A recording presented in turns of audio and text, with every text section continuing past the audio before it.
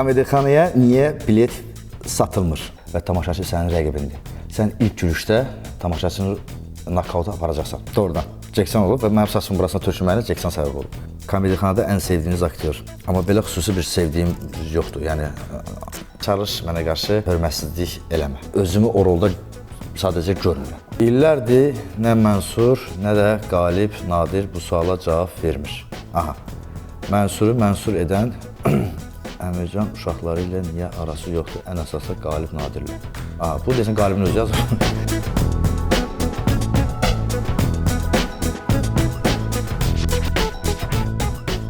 Hər kəsə salam, mən Mənsur Şərif. Asbox'un bugünkü qonağı mənəm. Sizin sosial mediadan mənə yazdığınız sualları çalışacağım ki, əyləncəli şəkildə cavablandırım. Komedixanaya niyə bilet satılmır? Komedixanaya bilet satılır əslində, amma belə həftəlik proqramlara yox, sadəcə ildə bizdə bir dəfə və yaxud da 2 dəfə konsertlər olur, orada biletlər satılır. Canla başdan sizləri gözləyir. Amma həftəlik bizim çıxışlarımızda isə ora sadəcə dəvətnamədir. Ona görə də çox təəssüflər olsun ki, biletlər satılmır. Tamaşaçıdan gələn hansı reaksiya sizi daha çox sevindirir? Tamaşaçıdan əldə elədiyim birinci gülüş məni daha da həvəsləndirir. Ümumiyyətlə, belə baxanda, mən o vaxtı tarixi yalan deyərəm, KVN-də səhnəyə çıxanda orada Bəhram mənim salam deyirəm, Bəhram Bağırzadə. Orada səhnə öncə məni qarağa çəkdirdi ki, səhnə bir ringdir və tamaşaçı sənin rəqibindir. Sən ilk gülüşdə tamaşaçını nakauta aparacaqsan. Yox, əgər gülüşü götürəməyəcəksənsə, tamaşaçı səni nakauta aparacaq. Bu söhbət. Qardaşıma 20 min verə bilərsə, heç bir problem yoxdur. Zəhmət olmasa, növbəni gözləyin. Ən böyük uğurunuz. Uğurun, belə baxanda böyük kiçik yoxdur mənim üçün. Uğur elə, əldə elədiyim bütün uğurlar mənim üçün böyük uğurlardır. Fərqi yoxdur, yəni, mən xüsusi bir arzum yoxdur. Mən onsuz arzularımın hamısını yaşayıram. Bilirsin, ciddiyə keçdiyim. Yəni, uğurun böyük kiçik yoxdur, dostlar. Mənim üçün qazanılan hər bir uğur elə mənim üçün böyük uğurdur. Uşaqlıqda nə olmaq istəyirdiniz? Yəqin ki, kim olmaq istəyirdiniz sualını vermək istəyib. Uşaqlıqda mən rejissor olmaq istəyirdim. Amma belə gətirdi ki, 99-cu ildə ilk dəfə səhnəyə çıxdım. Gənc Tamaşaçılar Teatrında məktəblər arası keçirilən çempionatda birinci yerə çıxdıq. Bizim sinif birinci yerə çıxdı və mən ən yaxşı kişi roluna görə 9 yaşım var idi da. 9 yaşımda ən yaxşı kişi roluna görə Grand Prix aldım. Sonradan orada mənə təkliflər gəldi və müəyyən səbəblərə görə mən ora getmədim. Çünki məni başqa bir ixtisasa görürdülər valideynlər. Və elə bir gətirdi ki, taleyə gətirdi ki, gəldim təzədən bu sahəyə. Yəni, mən rejissor olmaq istəyirdim, amma gəldim aktyor oldum. Aktyorluqda gəlməyəcə sizə ən çox təsirləndirən hadisə nə olub? Mənim kumürlərim çox olub. Azərbaycandan mənim, Allah rəhmət eləsin, Yaşar Nuri olub. Mənim öz qrup rəhbərim olub, Yaşar müəllim olub. Amma belə xaricə nəzər salsaq, Ceksan, doğrudan. Ceksan olub və mənim saçımın burasına tökülməyinə Ceksan səbəb olub. Uşaq vaxtı saçımı suluyurdum, elə yatırdım ki, mən Ceksana oxşayım. Amma elə gəldi ki, heç saçım töküldü. Arada saçım getdi, başqa heç. Ceksana da buradan salamlayıram. Özünün ən sevdiyiniz səhnə, kino rolunuz. Özümün ən sevdiyim kino, o hələ obraz yoxdur. Onu mənim özümdə bir arzudur.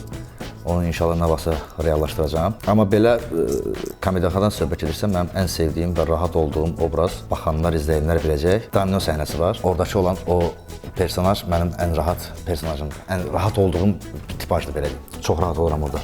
Ən böyük arzunuz. Hollywoodda hansısa bir filmin çəkişinə baxmaq. Demiri, çox kasır deyil bunu xəyalları. Hansısa bir, yəni Hollywood da mənim üçün arzu, xəyal, mənim uşaqlığımdan bəri arzum Hollywood. Fərqi yoxdur, orada filmə çəkilmədim, sadəcə ora mənim üçün, yəni başqa bir şeydir də, fantaziya ora mənim üçün. Komedixanada ən sevdiyiniz aktyor. Ən sevdiyim aktyor, orada onsuz da xüsusi seçilmiş insanlardır, istedad baxımından. Amma belə xüsusi bir sevdiyim yoxdur, yəni birinə necə hörmət edirəm, hamısına, eyni qaydada. Sizə səhv etmək daha pisdir, yoxsa heç cəhd etməmək? Səhv düz deyə bilmərəm, çalış mənə qarşı hörmətsizlik eləmə. Mən insanda ümumiyyətlə ən böyük dəyər verdiyim şey hörmətdir, diqqətdir, izzətdir. Sən mənə bir qat hörmət elə, mən sənə 100 qatını eləyəcəm. Sən mənə hörmət eləyəcəksən, mən sənə hörmət eləyəcəm. Sadəcə çəkib quduracam qıraqda. Sadəcə münasibəti kəsəcəm səndən. Bu sənətdə olmaz dediyiniz şeylər. Heç vaxt deməyək. Belə deyim də, bəzi obrazlar var ki, özümü o rolda sadəcə görmürəm. O kimi rollar mənim üçün olmazlardı. Yəni bütövlükdə ona vaxt lazımdır, o tapaq ki, necə, hansı bir şey. Sadəcə yenə deyirəm, bəzi obrazlar var ki, Komedixanada da məsəl üçün Ənvər bəy yazanda o ssenarini baxıram, o ssenaridə özümü görməyəndə bir-birimizdən məsləhətləşirik ki, mən burada özümü görmürəm. Bəlkə məsləhətləşək hər hansı bir aktyor mənə əvəz eləsin burada. Bəzi obrazlar var ki, onda mən özümü görmürəm deyə rahat olmuram. Pul xoşbəxtçilik gətirmirsə, niyə hamı onun dalınca qaçır? Pul niyə xoşbəxtçilik gətirmirsə? Bu kimcə bilər ki, pul xoşbəxtçilik gətirmir? Sual xəttinə sual vermirlər. Pul xoşbəxtçilik gətirir. Niyə gətirmir ki? Niyə hamı onun dalınca qaçır? Təbii ki də qaçmalısan da qardaş, yaşamağın üçün, dolanmağın üçün qaçmalısan. Kreditlərini vermək üçün qaçmalısan. Hə?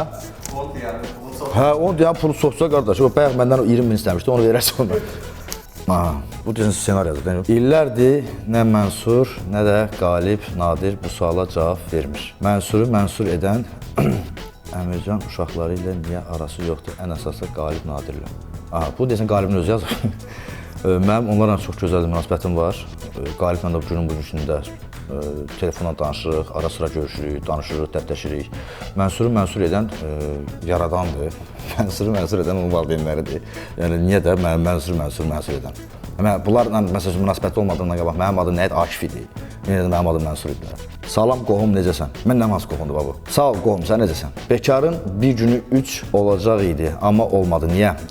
Bekarın bir günü 3 sözün açığı plandaydı. Sadəcə Fuadla biz belə deyim də, niyəsə qaldı o.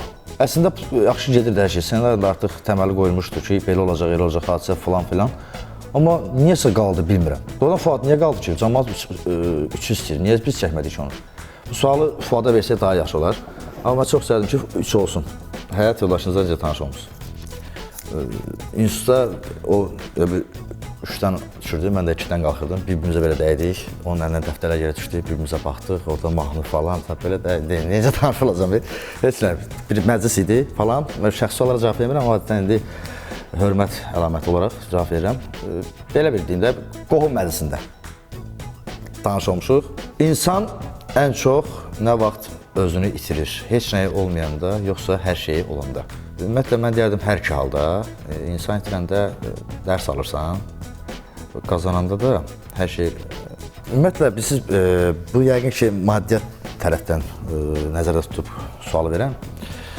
Qurban olduğum 1 milyon, 2 milyon vermir ki, bilək özümüz nətər insanıq.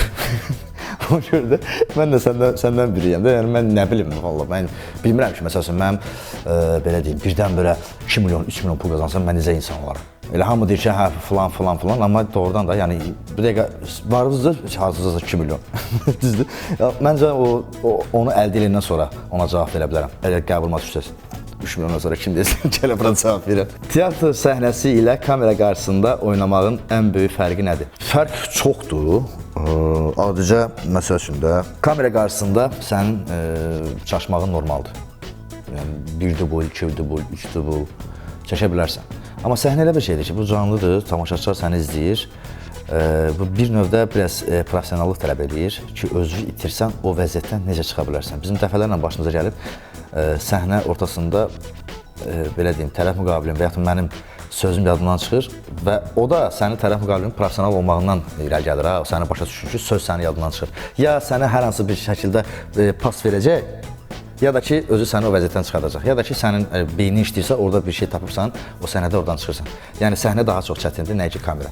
Zaynə xanımı neçə ildir tanıyırsınız və necə bir dostdur?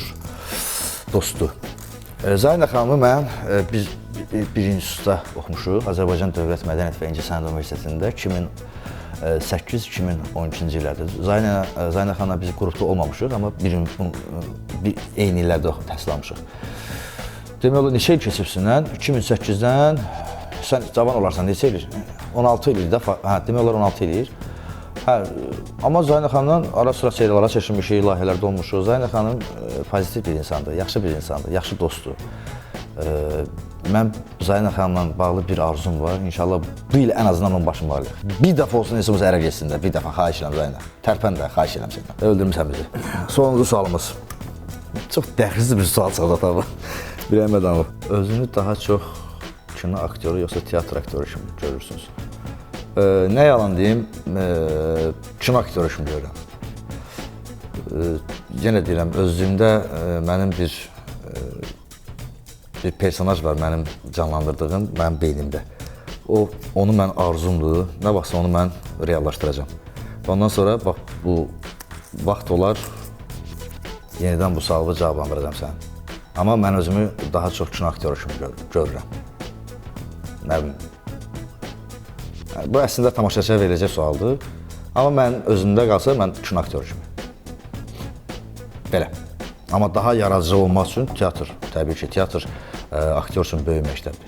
Dostlar, bu qədər sizin mənə sosial mediadan ünvanladığınız sualların cavablandırdım və bu arada Kinobox'un səhifəsinə abunə olmağı unutmayın. Tezliklə yaxşı olacaq hər şey.